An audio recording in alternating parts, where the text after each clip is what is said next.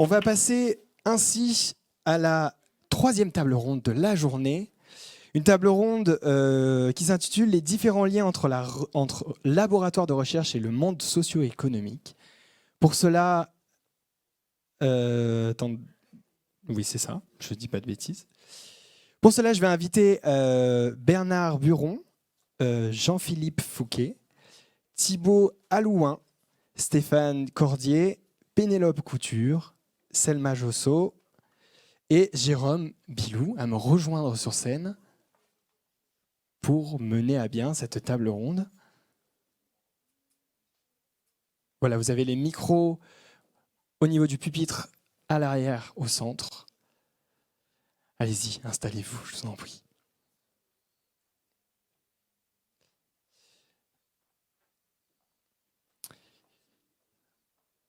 Donc, en effet, on n'a pas Stéphane avec nous. On n'a pas Stéphane Cordier, non. On a Pénélope Couture, du coup, qui remplace. C'est Fabrice Jean. Pas du tout. C'est moi qui remplace Stéphane. Eh bien, on y est. En tout cas, dans tous les cas, pour pas que je fasse plus de boulettes, je vous laisse maintenant voilà, 30 minutes pour partir sur cette table ronde et on se retrouve ensuite. Merci. Bonjour à tous, merci. Bienvenue à cette table ronde numéro 3 qui est dédiée cette fois aux partenariats qui vont pouvoir être noués entre les chercheurs, les universitaires et ensuite des structures privées ou d'autres collectivités. Je vais peut-être enlever mon masque, ce sera mieux. On a réuni avec les organisateurs de cette table ronde un certain nombre de personnes donc, qui sont ici présents et qui ont été choisis en raison de leur diversité, en raison des diversités des partenariats qui ont su être menés et qu'ils ont réussi à valoriser. Alors, on va commencer tout de suite avec Jérôme Bilouet, qui est à ma droite. Jérôme Bilouet est maître de conférence à l'IUT de Tours, au département GE2I. Il effectue ses recherches au Gréement. Et il est là parce qu'il est responsable de la plateforme du CERTEM, qui est donc le Centre d'études et de recherche technologique en microélectronique.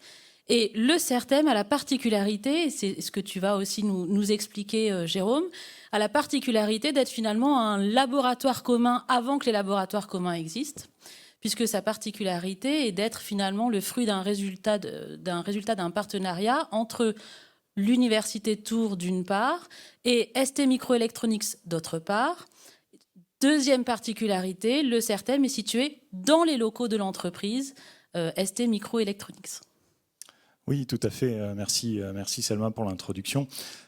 Effectivement, si on revient un petit peu sur l'histoire de ce partenariat, effectivement, on remonte au laboratoire de microélectronique de puissance, qui était un laboratoire de l'Université de Tours, et qui a été le premier laboratoire universitaire français à être installé dans une entreprise privée. Et ça, c'était en 1996. Alors, depuis, effectivement, bon nombre de projets se sont montés, jusqu'au CERTEM qui a vu le jour en 2006 officiellement et qui existe toujours. Donc CERTEM, comme tu le rappelais, Centre d'études et de recherche technologique en microélectronique. On comprend le partenariat évident avec ce nom-là entre l'université et ST. Donc 2006, effectivement, c'était la création du premier CERTEM du nom qui rassemblait l'université de Tours, l'université d'Orléans, le CNRS et le CEA. Et côté industriel, eh bien, nous avions ST Microélectronique. Donc l'idée, c'était de mettre en commun différents acteurs de la recherche publique et de la recherche privée. Tout ça, bien évidemment, encadré par un certain nombre d'accords entre les établissements et le partenaire industriel. Et surtout, l'accord principal qui a été mis en place est ce qu'on appelle un groupement d'intérêt scientifique qui permettait donc de fixer à la fois les objectifs scientifiques de ce partenariat public-privé et également les modalités d'exécution. Donc le CERTEM qui a vu le jour en 2006, eh bien, il a eu raison d'être puisque les années qui ont suivi, on a eu d'autres partenaires qui nous ont rejoints, notamment d'autres partenaires académiques qui sont donc dépendants des établissements que j'ai cités précédemment, mis à part un nouveau partenaire dernièrement, qui est l'INSA Centre-Val de Loire, en fait. Mais sinon, on a eu surtout d'autres partenaires industriels, une grosse entreprise tourangelle maintenant, qui s'appelle Vermont, qui est spécialiste des sondes échographiques notamment, et également une start-up qui s'appelle Silimixte. Et je vais en parler un petit peu, puisque cette start-up, en fait, elle est le fruit des résultats scientifiques qui ont été menés à la fois dans les laboratoires publics, mais également grâce au CERTEM, parce que le CERTEM, c'est aussi des plateformes technologiques, donc des moyens technologiques pour les chercheurs. Alors quand je dis chercheurs, c'est au sens large, qu'ils soient dans les établissements publics, mais également chez les industriels. Et donc cette start-up a vu le jour en 2012, et elle continue de se développer sur les plateformes du CERTEM. Et c'est donc aussi ça, le CERTEM, c'est aussi un moyen pour se développer pour les jeunes entreprises. Est-ce que tu peux nous dire 2 mots sur l'accompagnement qui peut être aussi fait par l'université dans le cadre justement de ces partenariats publics-privés qui sont quand même très spécifiques? On parlera justement des aspects protection de la propriété intellectuelle avec Pénélope Couture tout à l'heure, mais effectivement, il y a tout un accompagnement qui est fait. Tout à fait, tout à fait. Donc je disais, on a, j'ai envie de dire, le socle de base qu'on appelle le groupement d'intérêt scientifique, qui cadre les objectifs, les grands objectifs de notre partenariat entre établissements publics, établissements privés. Mais derrière tout ça, on a aussi, grâce aux différents services partenariat, innovation, valorisation des universités ou des autres organismes de recherche, la mise en place de conventions qui encadrent plus spécifiquement les activités de recherche de chaque chercheur ou de chaque groupe de chercheurs. Tout dépend les actions. Et notamment, comprenez bien qu'avec des recherches fortement en lien avec les industriels, les notions de propriété intellectuelle sont importantes. Merci. Alors, on va passer la parole maintenant à Thibaut Allouin. Vous êtes ingénieur dans l'entreprise Exotrail. Et ce qui était intéressant, et la raison aussi pour laquelle on vous a mis en perspective, c'est que finalement, vous êtes dans une situation inverse. En tout cas, l'entreprise Exotrail est dans une situation quelque peu inverse, puisque cette entreprise-là, qui est quand même issue de travaux de recherche CNRS et l'école polytechnique, et qui s'appuie sur une licence issue du labo ICAR. Vous avez, vous, en tant qu'Exotrail, travaillé à la mise en place d'un laboratoire commun avec ce labo ICAR. Oui, c'est ça. Donc Exotrail, c'est une entreprise qui travaille déjà sur, on va dire, la mobilité spatiale. Donc, elle propose différents services, à savoir par exemple un software qui permet donc aux satellitiers de designer des manœuvres spatiales, mais aussi une technologie appelée le propulseur de Hall, donc qui est une propulsion électrique utilisée donc pour faire fonctionner en fait les satellites pour pouvoir faire différentes manœuvres comme du station keeping ou encore des changements d'orbite pour aller d'un point A à un point B. Et effectivement, donc du coup en 2019, le Exotrail a signé un contrat, un laboratoire commun avec donc ICAR, l'Institut de combustion aérothermique, réactivité et environnement du CNRS d'Orléans.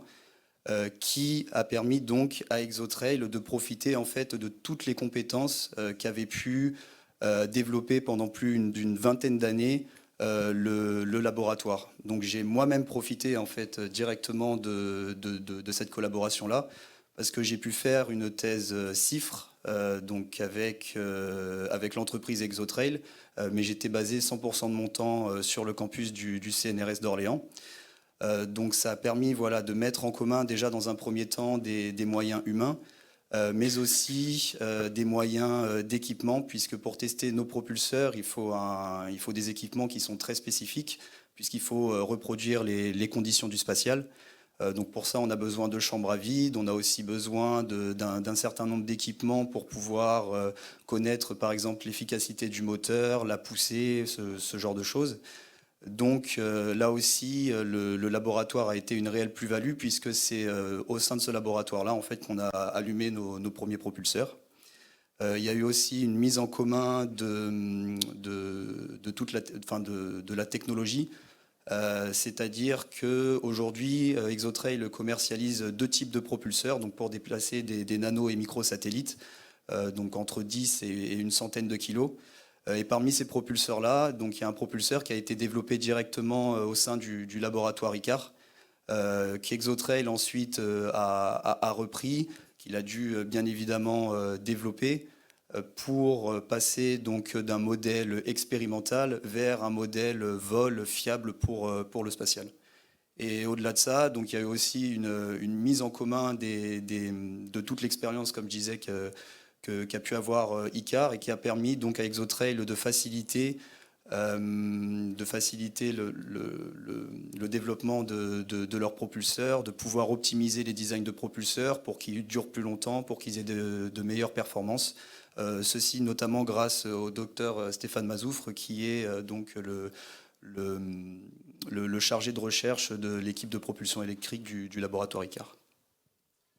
Alors, si j'ai bien compris, vous avez fait une thèse en CIFRE au sein du laboratoire avec Exotrail. Oui. Alors, les thèses CIFRE, Fabrice Jans, qui est l'adjoint à la DRARI et qui représente ici Stéphane Cordier, qui est absent malheureusement parce qu'il est Covid positif, nous en reparlera, hein, tu nous reparleras des thèses CIFRE. Mais est-ce que vous pouvez nous parler aussi de votre expérience, vous, en tant que thésard CIFRE? Qu'est-ce que ça vous a apporté? Et puis, voilà, comment se passe le partenariat? Au quotidien, comment ça se vit? Alors, au quotidien, j'avais beaucoup de comptes rendus à faire à Exotrail, puisque enfin, j'étais basé 100% de mon temps vraiment au sein du laboratoire. Donc, j'avais pas, disons, de contact direct physique avec l'entreprise Exotrail.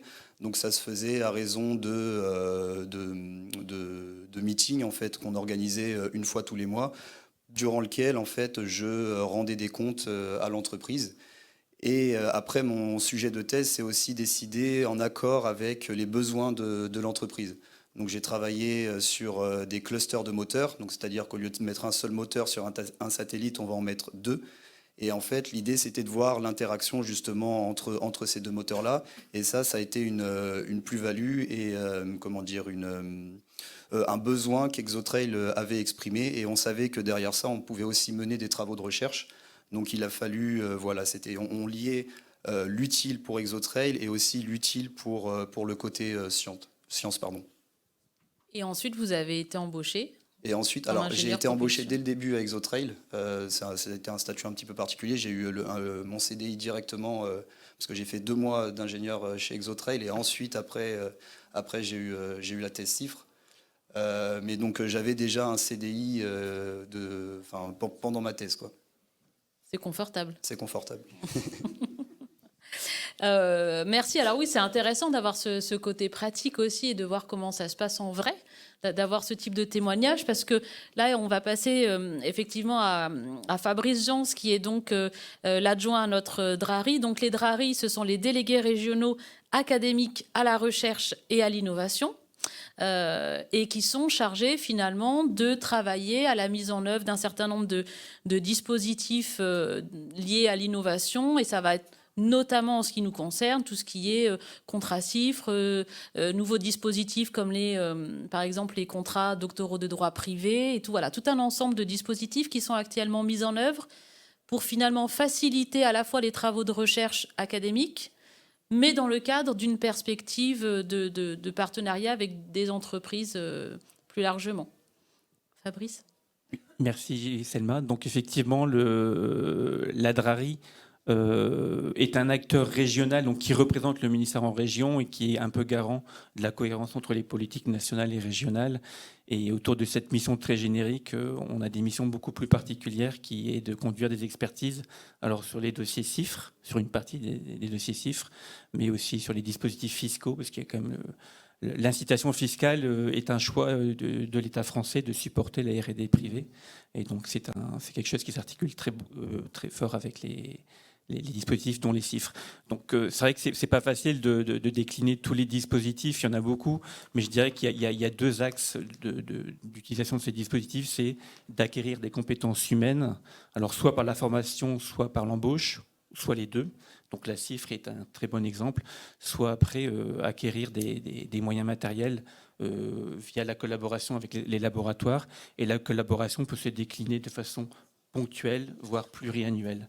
Donc après, sur ces deux axes-là, on trouve un large spectre de dispositifs, dont la CIFRE que je connais très bien, puisque j'en ai fait une aussi. Alors, il y a déjà très longtemps maintenant, mais je peux témoigner que c'est un moyen pour l'entreprise. Alors ici, on a parlé beaucoup de start-up qui viennent du public, donc je dirais que c'est quand même issus du personnel qui vient de la recherche publique, donc c'est quand même des entreprises qui ont déjà un certain niveau d'acculturation. Mais nous, on rencontre beaucoup, en Drari, on rencontre aussi beaucoup d'entreprises qui n'ont pas du tout cette culture-là. Et le moyen d'embaucher, de collaborer avec un laboratoire au travers d'une CIFRE, donc c'est un personnel que l'entreprise va embaucher et qui va être encadré par un projet partenarial. C'est un moyen d'acculturer la société à la recherche qui est importante et qui se fait que par l'obtention d'une thèse. Donc on intervient effectivement très fortement sur les expertises. Oui, parce qu'on se rend compte aussi que la construction d'un partenariat durable de qualité basé sur la confiance entre un laboratoire d'une université et une structure entrepreneuriale, quelle qu'elle soit, passe souvent au départ par des petits contrats de recherche, puis une thèse CIFRE, puis une deuxième thèse CIFRE, puis la rédaction à des appels à projets communs, notamment en ce qui concerne la région centre, les APRIR. Et tout ça peut un jour mener à des labcoms. On peut, effectivement. Mais encore une fois, là, on est vraiment, il n'y a pas un biais, mais on est vraiment dans des entreprises qui viennent du monde de la recherche publique. Donc, on est quand même déjà dans un schéma assez particulier. Mais si on part vraiment du modèle de l'entreprise qui veut accéder à la recherche publique, je dirais que le plus simple, c'est de faire une prestation de service. Et Jérôme connaît ça très bien. C'est un contrat bilatéral, unilatéral même, puisqu'en fait, un donneur d'ordre et un lien avec un prestataire de service. Mais je dirais qu'après, le schéma suivant collaboratif, c'est le partenariat, donc sur des projets régionaux ou nationaux, voire européens. Et l'étape suivante, c'est alors la CIFRE, c'est dans ce schéma-là, hein, c'est un contrat bilatéral. Mais après, l'étape suivante, c'est de s'inscrire sur une dynamique pluriannuelle. Donc l'entreprise veut un peu ancrer et structurer sa recherche sur le long terme.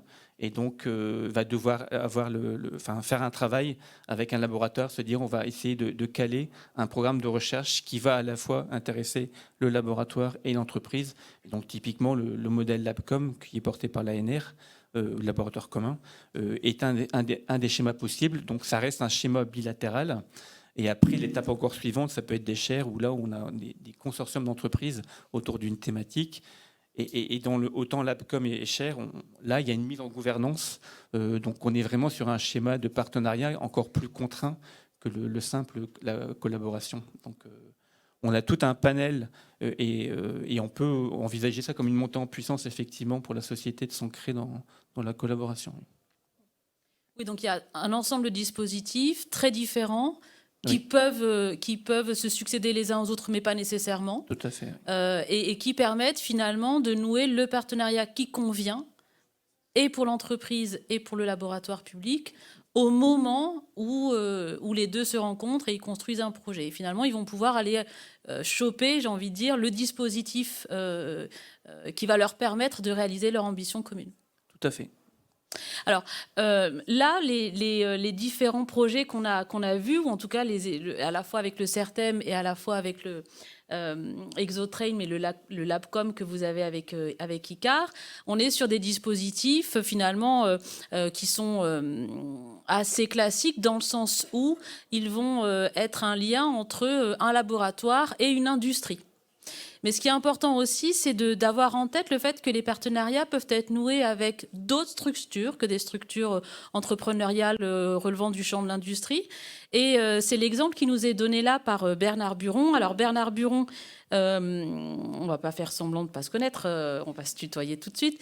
Donc Bernard, tu es enseignant-chercheur, tu es maître de conférences en sociologie, rattaché au laboratoire CITER de l'UFR Sciences humaines et sociales de l'Université de Tours, et tu es directeur scientifique du Youth Tech Lab, qui est le premier Living Lab SHS en santé, et qui est un Living Lab qui a la particularité de faire l'objet d'un consortium finalement entre le CHRU, l'Université de Tours et la Mutualité française.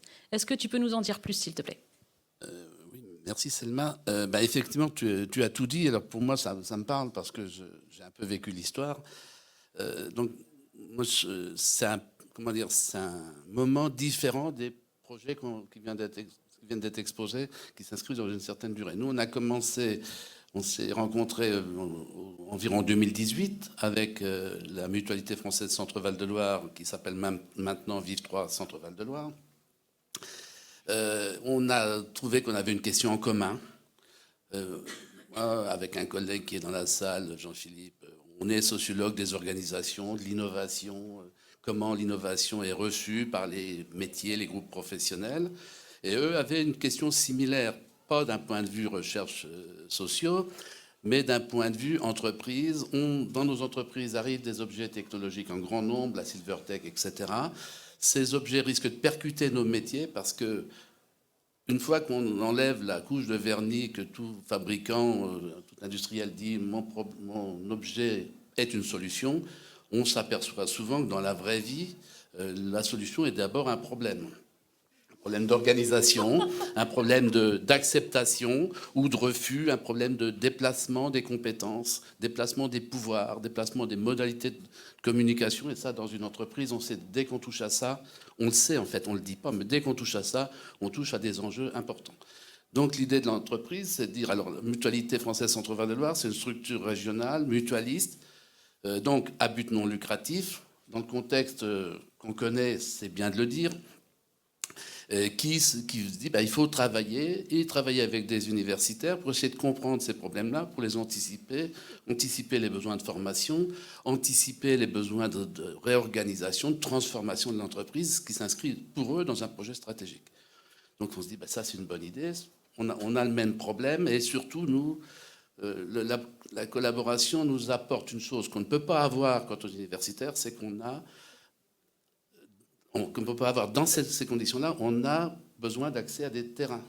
On a besoin d'accéder en confiance sur les terrains. Alors on arrive à le faire, mais sur ces objets-là et dans la durée, c'est moins facile. Donc là, on se dit, on va essayer de faire quelque chose en commun, mais on n'a pas d'antériorité, nous, au départ. C'est pour ça qu'on choisit une formule légère, souple, qui n'engage pas trop, ni eux ni nous, enfin qui engage quand même, mais moins lourdement qu'un labo commun, et on se dit on va tester notre idée, on va l'éprouver, on va vérifier si nos désirs de coopération résistent à la réalité. Donc ça commence. Alors on décide, nous on n'est pas dans les locaux de l'entreprise, on n'est pas dans les locaux de l'université, on n'est pas dans les locaux du CHRU. On s'est dit pour qu'il n'y ait pas d'appropriation, il faut qu'on soit dans des locaux neutres, qui seraient des locaux communs. C'est pour ça qu'on est hébergé à MAM, la cité. Alors en plus, à l'époque, c'était bien, puisque c'était à équidistance des sièges des. C'est vrai. Eh oui, c'était aussi un de nos objectifs, parce qu'on sait qu'il y a. Bon, voilà, quand on coopère, il y a quand même beaucoup de réglages de ce type-là. Après, on s'est dit, il faut qu'on soit un peu innovant.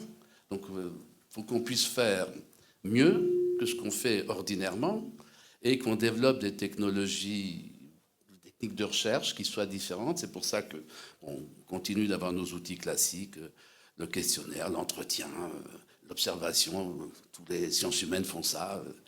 Mais on s'est dit, ces outils-là nous font manquer des informations importantes, des micro-informations qui se déroulent dans l'interaction entre les professionnels, les patients ou les résidents, et puis les outils technologiques qui vont souvent être entre les deux. Et ça, on ne peut pas y accéder parce qu'il y a des secrets médicaux, etc., et qu'on n'est pas médecin. Donc on ne va pas accéder au cœur de la relation du soignant. Donc je vous ai dit, il nous reste une seule solution, c'est de faire de la simulation. C'est-à-dire prendre les méthodes de la simulation, s'inspirer des méthodes de la simulation issues du champ de la santé en formation. En formation, on apprend dans un univers, on connaît, on a la connaissance des bons gestes. Il faut que tu parles dans ton micro. Pardon. Donc, nous, on s'est dit, donc, dans le champ de la formation en santé, les connaissances, les savoirs sont connus, et existent. Ils sont constitués. Nous, dans les questions qu'on pose, les savoirs ne sont pas constitués.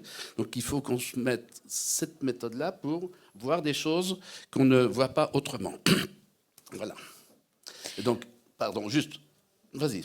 Je te laisse. Parce que ce que je n'ai pas dit au départ, c'est que la particularité finalement du Youth Tech Lab, c'est que vous travaillez sur la manière dont les technologies vont impacter les métiers du soin dans le cadre de la relation avec le patient. Et vous travaillez notamment dans le cadre d'un financement FEDER qui arrive à échéance. Le projet est déjà en voie d'être terminé, mais je sais que vous en avez plein d'autres derrière. Vous avez travaillé au sein des EHPAD, donc ce qu'on appelait avant des maisons de retraite, donc au sein des EHPAD qui sont gérés par la Mutualité française, pour aller voir justement, en partenariat avec des inventeurs qui voulaient développer une technologie à destination des personnes âgées pour voir si la technologie était utilisée telle que l'inventeur avait pensé qu'elle serait utilisée. Voilà.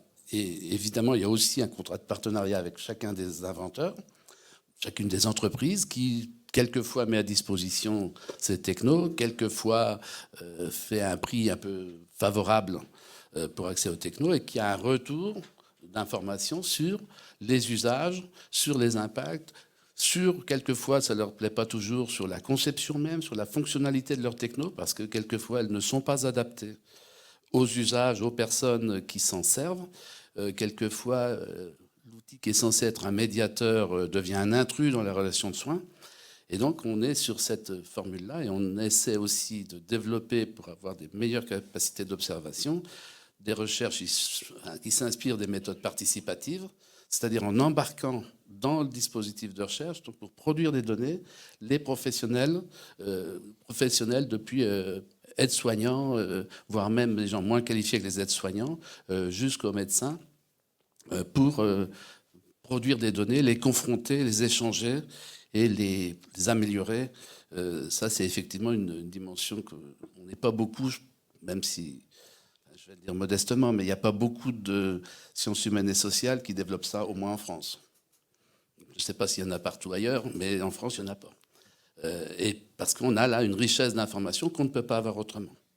Et qui est aussi un moyen qui peut avoir des effets dans l'entreprise, puisque ça montre le travail réel des salariés, y compris aux directions, qui quelquefois ne connaissent pas autant que ça le travail réel de leurs salariés.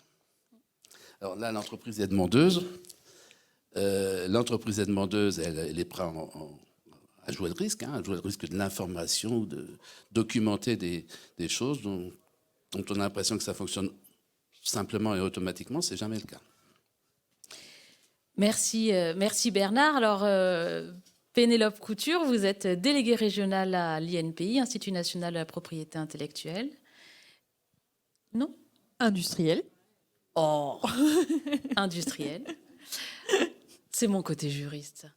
Et alors, on va aborder un point qui est appréhendé de manière extrêmement différente selon qu'on soit chercheur dans le public ou chercheur dans le privé, qui est précisément la place de cette propriété industrielle dans les relations partenariales, finalement. Tout à fait. Donc nous, INPI, ce qu'on connaît un peu, rarement comme mission, c'est que oui, on est l'office unique en France qui examine les brevets, marques, dessins et modèles, d'où la propriété industrielle. Pour autant, on accompagne les entreprises et les créateurs de projets dans leur stratégie de propriété intellectuelle. Et on se rend compte sur le terrain que d'un côté, le chercheur cherche à valoriser ses résultats par la publication, ce qui entre en conflit en fait avec l'entreprise qui cherche à valoriser ses résultats par la propriété intellectuelle qui impose généralement, surtout quand on est en matière de brevet ou de savoir-faire, de maîtriser la communication. Donc là, c'est l'un des premiers enjeux, puisque en fait, la valorisation des résultats de la recherche publique passe par les partenariats. Il y a eu différents exemples, les tests CIFRE, les LabCom, les contrats de recherche et développement. Et en fait, il faut arriver à concilier cet enjeu de mettre en avant le résultat du chercheur et en même temps de valoriser l'entreprise qui peut derrière faire un avantage concurrentiel et donc générer du business. C'est le cœur de la société. Donc ça, le premier enjeu passe par le fait qu'on sensibilise les chercheurs directement quand ils sont dans leur projet de recherche, en leur expliquant qu'on ne va pas les empêcher en fait, de communiquer. C'est juste qu'on va faire un petit contrôle de leur publication pour s'assurer que ce qui est communiqué n'est pas ce qui est demain brevetable et donc prendre le risque de perdre la protection, la valorisation pour la société. Après, dans les contrats de partenariat, on arrive à nouveau différents partenariats possibles. Soit c'est le chercheur, comme on en a beaucoup ici, qui monte leur propre société et donc ils prennent des licences souvent exclusives et mondiales de l'université pour ensuite les développer, les perfectionner et les porter commercialement. C'est ça, en fait, l'application industrielle qui est recherchée aussi dans la recherche publique. Soit on va avoir des entreprises qui vont aller voir des partenaires publics parce qu'elles ont un besoin. Et en fait, c'est un laboratoire public qui peut y répondre. C'est le cas, par exemple, des sujets de l'appel à manifestation d'intérêt recherche collaborative qui était porté par la région. Quelle que soit l'hypothèse, en fait, on se retrouve avec la même question. Comment je gère en fait, cette propriété intellectuelle ? Et en fait, cette gestion, elle s'anticipe. Elle s'anticipe à la maîtrise de la communication, elle s'anticipe par les budgets. Les budgets propriété intellectuelle, ce n'est pas forcément les taxes de dépôt en fait, qui coûtent cher. C'est toute la stratégie que vous montez derrière. C'est tout le travail aussi de vos conseils en propriété industrielle qui vont vous accompagner en fait, pour faire cette protection-valorisation. C'est la rédaction des contrats aussi, où on gère cette propriété intellectuelle. Et après, il ne faut pas voir aussi ce coût propriété intellectuelle comme un réel coût, que ça coûte cher et donc on ne va pas déposer. Il faut le voir comme un retour sur investissement demain, puisque justement, encore hier, et je vais reprendre l'exemple d'un conseil en propriété industrielle avec qui je discutais, c'est que même si vous vous dites que ça coûte cher au jour d'aujourd'hui et que demain, vous prenez le risque de vous faire copier, en fait, la copie, ça veut dire que votre technologie, elle intéresse. Et au moment où vous allez vous faire copier, de toute manière, vous aurez les moyens de vous défendre parce que justement, le résultat de la recherche aura trouvé son marché. Et on en discutait justement ce matin, c'est qu'on mène de la recherche publique parce qu'il y a un besoin marché.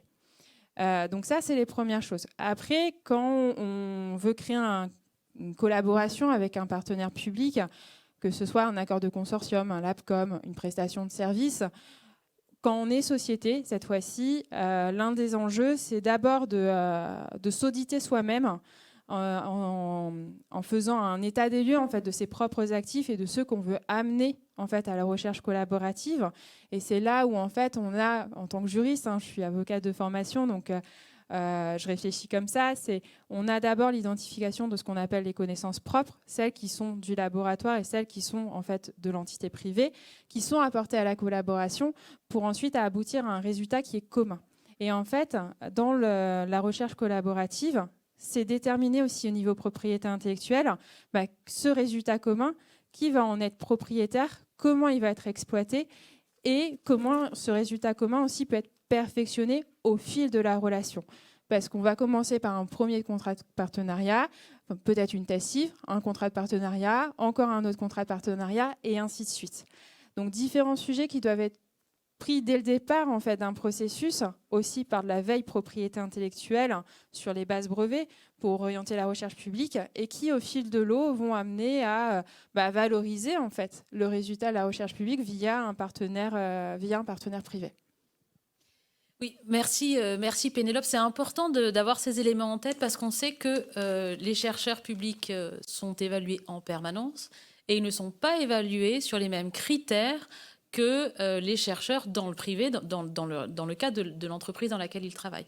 Puisqu'effectivement, un chercheur du public va être évalué sur le nombre de publications et sur les fameux impact factors qui, quoi qu'on en pense, sont la réalité actuellement pour les chercheurs du public. Autrement dit, plus ils publient, plus ils ont de chances de pouvoir publier ensuite et de mener des partenariats qui vont pouvoir être structurants pour leur recherche.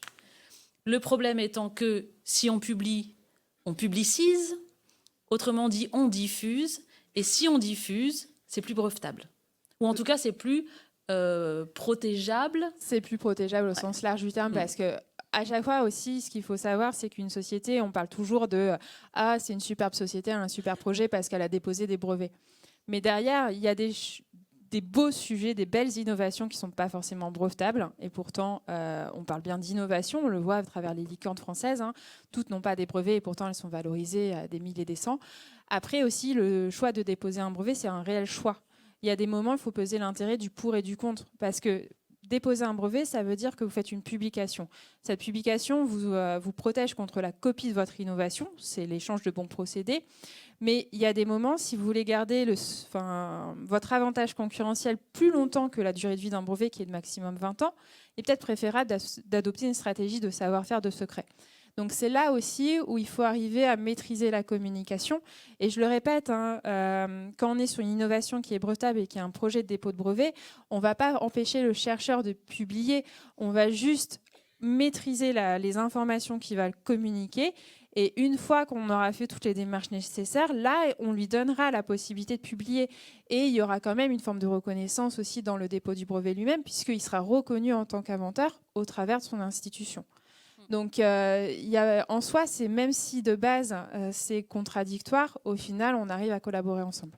Et c'est là qu'on voit aussi qu'un partenariat fructueux, et quand je veux dire fructueux, je veux dire qui perdure sur le long terme, qui est pérennisé, qui fonctionne, etc., etc., c'est un partenariat dans lequel toutes les questions sont posées sur la table, notamment les questions de propriété industrielle, et où elles sont réfléchies en commun pour que chacun, finalement, y trouve son compte. Vous avez tout compris. En fait, c'est la base. En fait, on parle des termes juridiques, on parle de term sheet, c'est-à-dire que quand vous avez un projet de collaborer avec un partenaire public, d'abord vous faites une première discussion, ensuite vous posez les premiers éléments sur lesquels vous êtes d'accord, et généralement l'API est abordée dès ce moment-là. Et ensuite vient la négociation de la relation. On continue à aborder la propriété intellectuelle.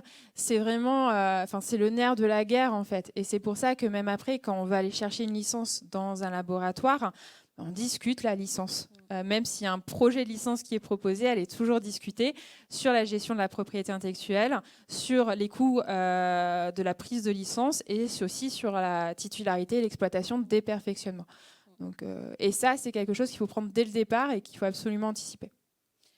Et pour finir, et on prendra ensuite des questions s'il y en a, ces questions de propriété, là on parle beaucoup de brevets, déclarations d'invention, etc., concernent a priori plus le champ de l'industrie, mais ces questions se posent aussi en SHS plus largement, puisqu'on va pouvoir discuter par exemple droit des marques, etc., et je voudrais juste aussi souligner que en SHS, il y a un certain nombre de collègues chercheurs qui sont un petit peu rebutés pour déposer, par exemple, des projets de l'APCOM ou de Cher, etc., auprès de l'ANR, parce que la question de l'API se pose tout le temps. Il faut qu'on soit en capacité de montrer qu'il va y avoir de l'API, alors qu'elle ne se pose pas de la même manière, ou en tout cas différemment, dans une moindre mesure. Et je sais que les institutions, notamment au ministère, se disent, bon, ok, ce modèle pays systématique, c'est peut-être qu'il faut le réenvisager pour les SHS. Donc ça, c'est quelque chose aussi qu'il faut avoir en tête. Je parle là pour les chercheurs, les doctorants qui ne sont pas dans l'industrie ou dans la pharmacie. Alors, vous avez raison, c'est ce que je disais avec nos licornes. Il n'y a pas que le brevet en fait, qui valorise un résultat de recherche. Il peut y avoir du savoir-faire et adopter donc une stratégie de secret parce qu'on n'a pas intérêt à déposer un brevet. On parle souvent d'intelligence artificielle, mais on parle aussi de base de données. On oublie souvent que c'est un actif aussi, propriété intellectuelle, la base de données, qu'on peut en donner en licence. Après, quand on part sur des choses un peu plus technologiques, on va avoir la protection des designs, la protection du logiciel. Un vaste sujet, on le voit nous au travers de l'accompagnement qu'on fait à l'INPI, et c'est là aussi où il faut changer un peu les idées qu'il n'y a pas que le brevet dans la vie. Est-ce qu'il y a des questions parmi le public ?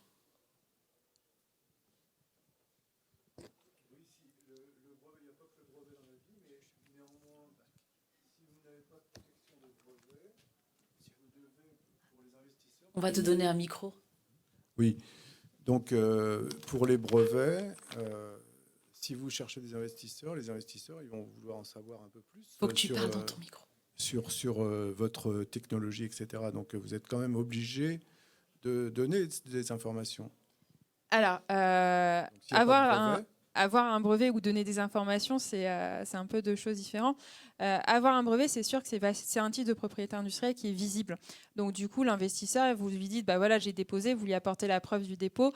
En plus, généralement, quand on fait une levée de fonds, on fait une réévaluation du capital social avec une évaluation du portefeuille propriété intellectuelle. Donc tous ces éléments permettent de chiffrer l'avantage concurrentiel.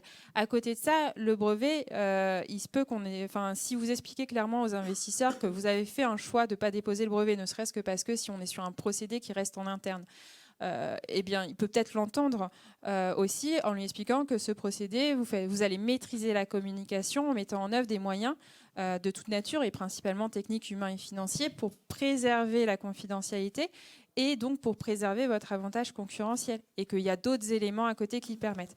Après, il faut le reconnaître, en France, on doit acculturer à la propriété intellectuelle à la fois nos entreprises, nos chercheurs, mais aussi les investisseurs. Alors juste une deuxième question pour moi. CIFRE, c'est quoi l'acronyme de quoi? Alors, convention industrielle par la formation à la recherche. Donc industrielle parce que l'employeur, c'est l'entreprise, et la recherche, formation parce que c'est un étudiant, et la recherche puisqu'il va faire une thèse. Donc,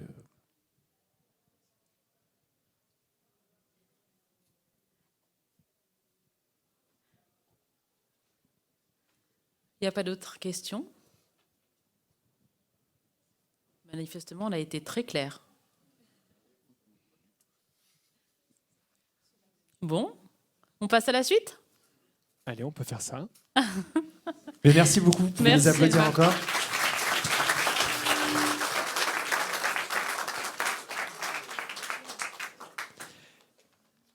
Merci encore à vous. N'hésitez pas à aller redéposer les micros sur le pupitre au fond, au milieu, justement pour que les invités suivants puissent s'en saisir, après un petit coup de nettoyage, bien sûr. Donc on va passer à la séquence pitch, où vous allez découvrir et rencontrer surtout les startups de votre région. Donc on a l'opportunité d'avoir 3 startups avec nous aujourd'hui, que je vais d'ailleurs inviter à me rejoindre sur scène. Donc allez prendre un micro, je vais appeler Kenny Nyamugabo, le CEO de Smartborn. Ensuite, pour Nidcorp, cofondateur et cofondatrice, je vais appeler François Cossalter et Émilie Brousse.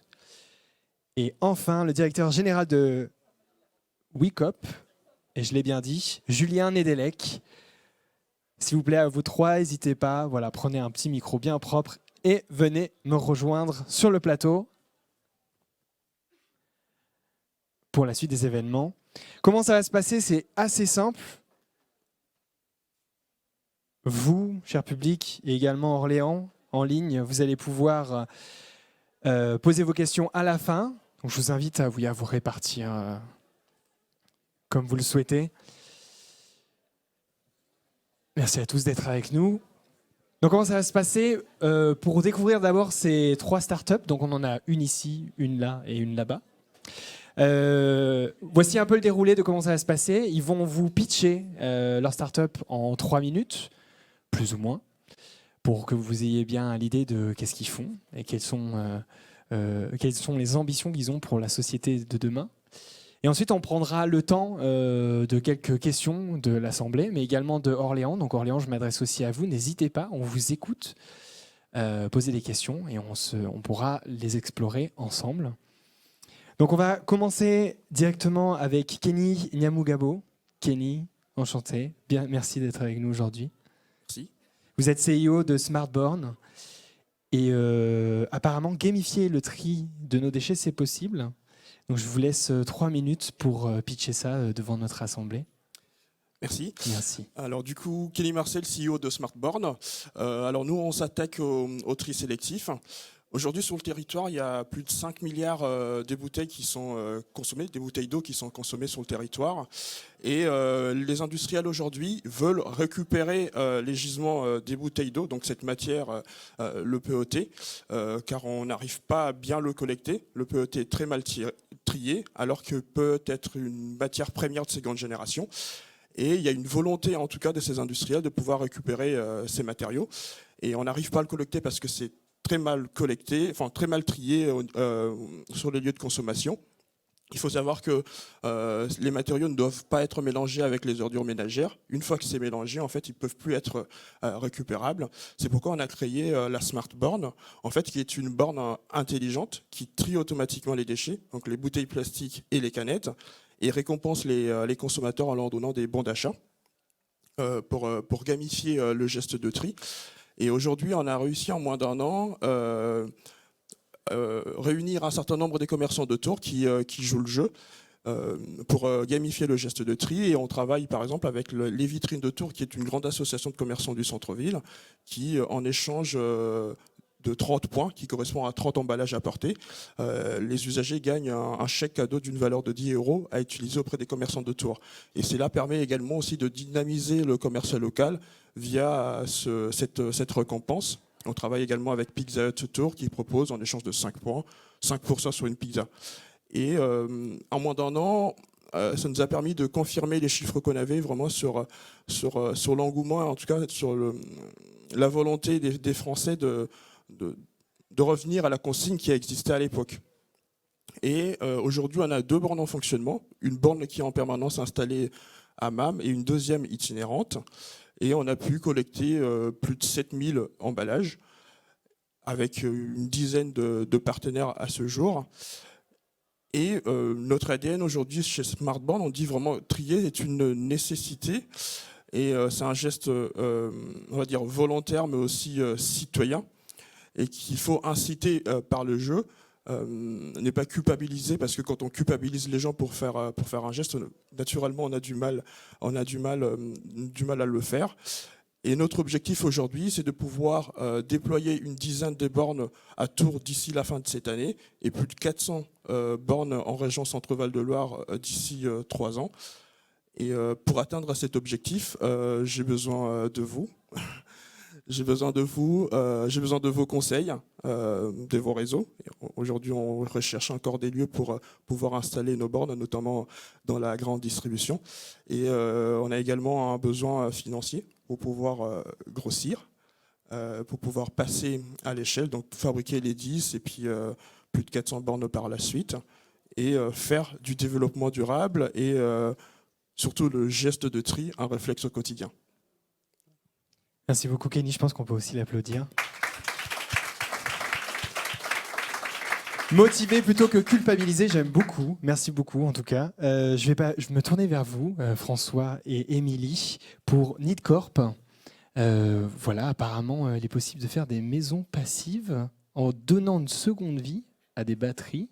Alors peut-être vous l'expliquerez mieux que moi. Je vous laisse pitcher votre start-up ensemble, du coup. D'accord. Bon, Merci déjà de nous avoir invités. Merci à vous tous d'être là aujourd'hui. Donc, avant de commencer à vous présenter notre projet, je voudrais déjà vous poser quelques questions, à savoir qui d'entre vous aujourd'hui n'est pas au courant des dérèglements climatiques et des conséquences que ça a sur notre environnement. Qui n'a pas entendu parler des conséquences et des conclusions du dernier rapport du GIEC. Ou enfin, peut-être une question qui va plus vous parler. Qui parmi vous est préoccupé de l'augmentation des prix de l'énergie. Donc c'est pour répondre à toutes ces problématiques qu'on va vous présenter notre projet de microgrid. Mais d'abord, est-ce que vous savez ce que c'est qu'un microgrid ? Eh bien, c'est une très bonne question et je vais y répondre pour vous. Laisse pas le temps de réfléchir. Hein. Alors, tout d'abord, il faut savoir qu'un système microgrid, c'est un système à implanter dans un bâtiment neuf ou déjà existant. Donc c'est un système qui est composé de trois composants principaux. Donc c'est-à-dire que le but de ce système, ça va être de maîtriser et donc de réduire les consommations énergétiques d'un bâtiment. Et donc les 3 composants principaux, comme je l'ai dit tout à l'heure, ça va être un stockage énergétique, une production énergétique et un système de pilotage des flux énergétiques. Alors dans notre cas, la production énergétique, donc production électrique, va être assurée par des ENR, donc c'est-à-dire des panneaux solaires photovoltaïques ou une éolienne selon la topologie qu'il y a autour de votre bâtiment. Le pilotage des flux va être réalisé par une intelligence artificielle, donc de notre conception. Et pour terminer, la vraie plus-value de notre projet, ça va être le stockage de l'énergie, qui en fait réutilise des batteries de voitures électriques, de véhicules électriques au sens large, donc en seconde vie, c'est-à-dire qu'on n'a même pas besoin de passer par une étape de recyclage. On va vraiment viser la sobriété énergétique à ce niveau-là, c'est-à-dire ne pas simplement récupérer les batteries des véhicules qui sortent du marché automobile actuel.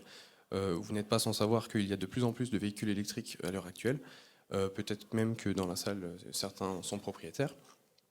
Et donc, ça nous arrive, la question du recyclage de ces batteries nous arrive vraiment en pleine tête. Donc, c'est le moment de se poser ces questions-là.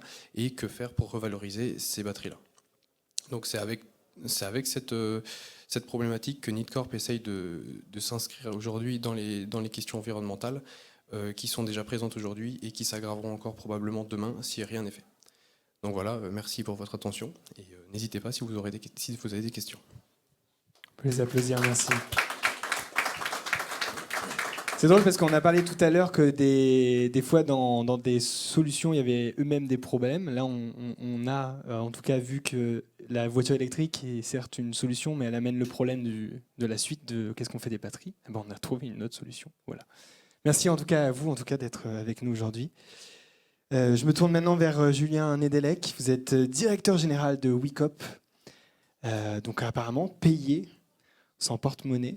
C'est peut-être possible. Vous voulez nous en dire un peu plus avec votre pitch ?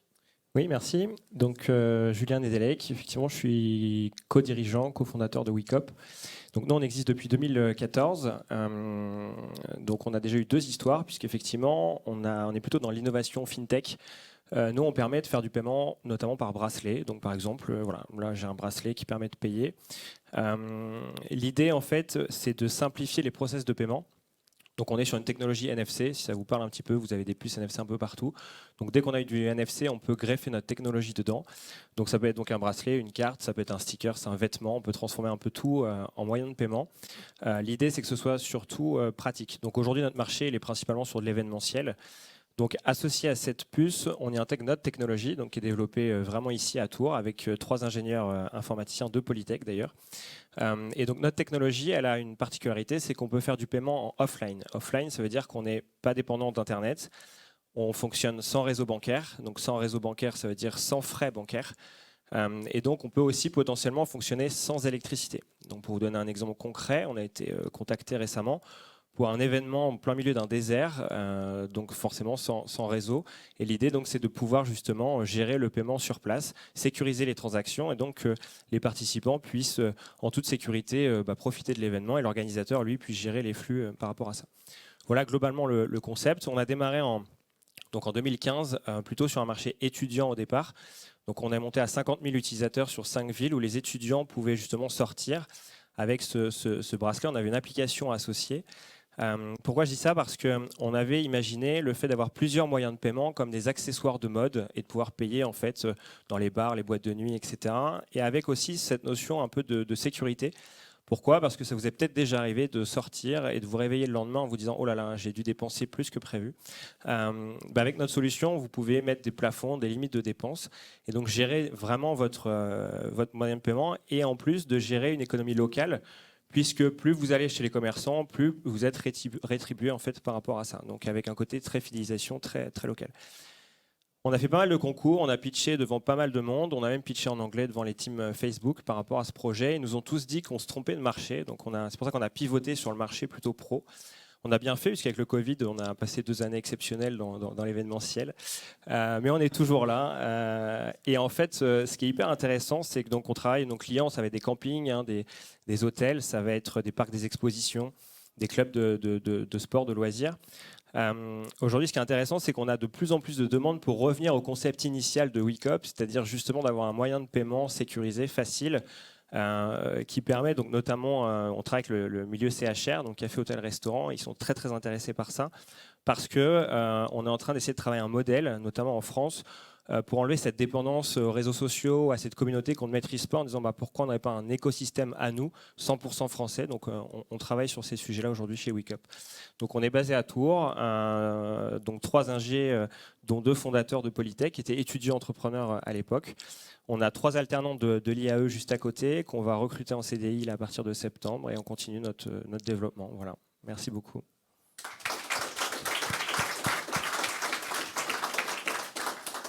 Merci à ces 3 startups, du coup à vous 4, d'être venus présenter ce que vous faites. C'est ultra inspirant pour la suite. Merci beaucoup. En tout cas, moi j'ai hâte de voir tout ça arriver, en tout cas chez moi ou dans ma vie de tous les jours.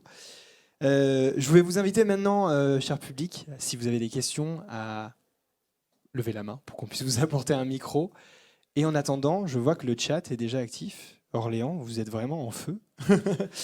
C'est-à-dire que donc il y a une question qui n'est pas adressée à particulièrement l'un d'entre vous, mais c'est plutôt général. Donc vous pouvez chacun peut-être vous lancer sur la question.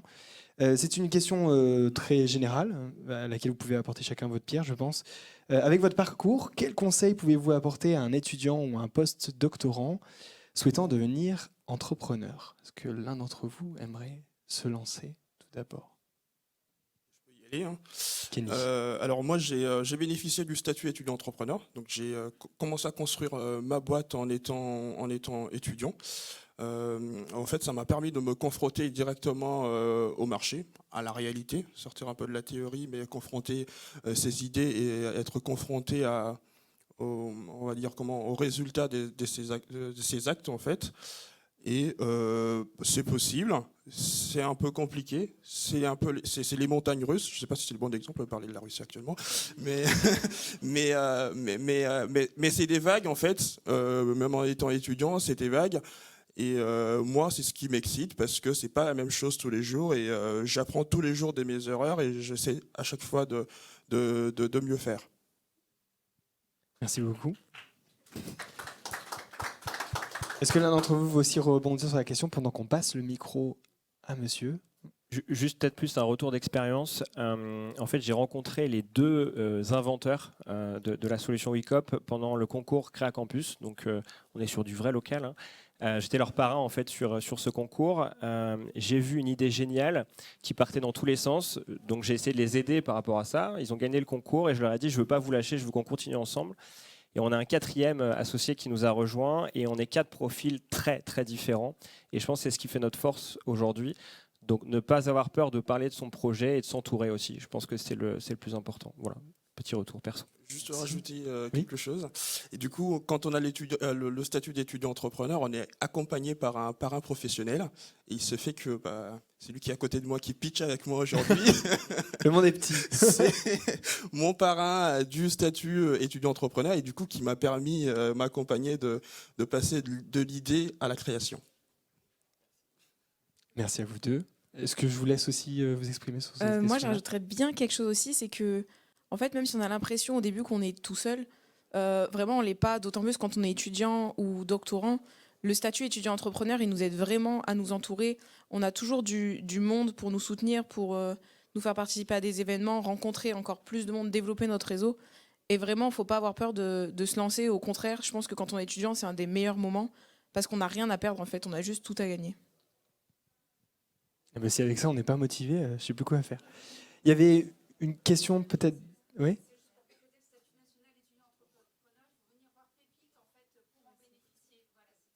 Je passe le message, allez voir Pépite pour en bénéficier. Très bien. Un accompagnement supplémentaire pour les étudiants entrepreneurs. Merci. On avait une question dans l'Assemblée, il me semble. Monsieur. Oui, bonjour. Une question pour WeCup. Enfin, 2 petites questions. La première question, c'était le festival dans le désert, c'était Burning Man ou c'est... Fallait que quelqu'un la pose, cette question. J'aurais bien aimé. Non, la vraie question, c'est, si j'ai bien compris, chaque utilisateur doit avoir un bracelet, c'est ça? Donc c'est un circuit très fermé du coup, c'est un fonctionnement local. Exactement. Ouais. Du coup, est-ce que vous avez pensé à justement ce qui s'appelle les monnaies locales? Oui, on avait une monnaie locale, d'ailleurs la Gabar, qui s'était lancée à Tours, et on a essayé de travailler avec eux à un moment donné, effectivement. On peut le faire. Ça peut être aussi une piste de développement pour le produit, je pense. On peut tout à fait le faire, oui. Ouais. L'avantage, c'est qu'on fonctionne comme on veut, puisqu'on est sur un réseau fermé. Alors un réseau fermé, ça peut être très grand. On n'est pas obligé d'imaginer quelque chose de... Alors, on a forcément le stade de foot, par exemple, c'est une image assez facile, mais ça peut être beaucoup plus. Ça peut être à l'échelle d'une station balnéaire, d'une plage et de plusieurs commerces environnants. Donc, on fait un peu ce qu'on veut, et l'avantage, c'est qu'on travaille dans les devises qu'on veut.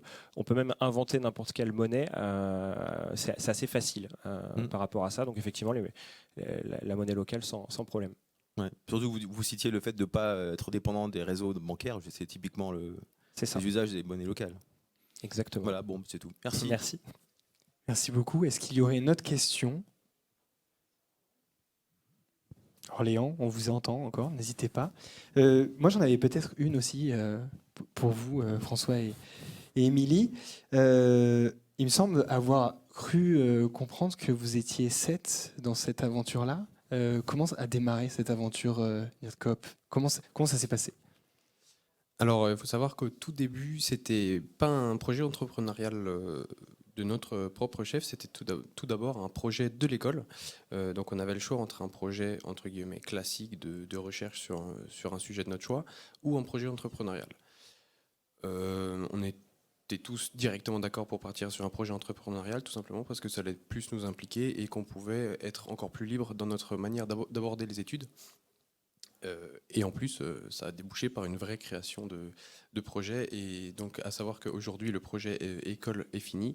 Et on continue à porter ce projet tout simplement parce qu'on y croit. Et c'est parti de là. Et effectivement, on est 7 étudiants auto-entrepreneurs. Donc, tous les 7 en école d'ingénieur en apprentissage. Donc, on a, en plus de notre formation, chacun une expérience en entreprise. Par exemple, on a Émilie ici qui travaille chez Thales Alenia Space. Moi-même chez Enedis, on a d'autres personnes qui travaillent sur les batteries, qui pourraient aussi grandement nous aider pour le projet. Donc on a quand même beaucoup de qualités disparates dans le... Plein de profils qui se complètent au final pour ce projet qui, je l'entends bien, est très multidisciplinaire au final, hein, que ce soit entre le recyclage des batteries, l'intelligence artificielle derrière, ce genre de choses. Exactement. Et merci beaucoup. Est-ce que vous auriez une dernière question? Après, sinon, je me dois de passer à la suite parce que nous avons pris pas mal de retard. C'est la dernière chance. Non. Eh bien, dans ce cas-là, je vais vous remercier toutes et tous pour ce petit moment. Merci beaucoup. N'hésitez pas, je ne sais pas s'ils restent dans le coin, mais n'hésitez pas à aller les voir et à leur poser plus de questions si vous avez été trop timide pour les poser en public. Et je vous invite à regagner le public et on va passer à la suite. Merci beaucoup à vous. On peut les applaudir.